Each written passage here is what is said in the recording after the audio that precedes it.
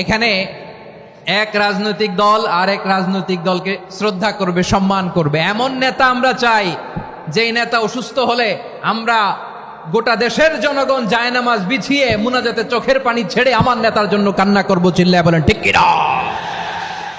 এরকম নয়া রাজনৈতিক বন্দোবস্ত আমরা চাই কি চাই না? এক রাজনৈতিক দল আর এক রাজনৈতিক দলকে নিশ্চিহ্ন করার খেলায় মেতে উঠুক, এটা আপনারা চান? আমরা চাই না। আমাদেরকে সাবধান থাকতে হবে, সচেতন থাকতে হবে।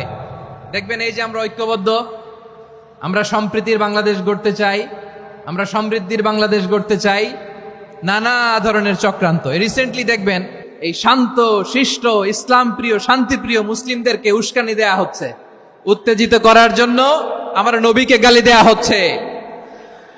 আরশের অধিপতি আল্লাহ রব্বুল ইজ্জাতের নামে এমন অশ্লীল শব্দ ব্যবহার করা হচ্ছে যেগুলো মুখে তোলা আমাদের পক্ষে সম্ভব না।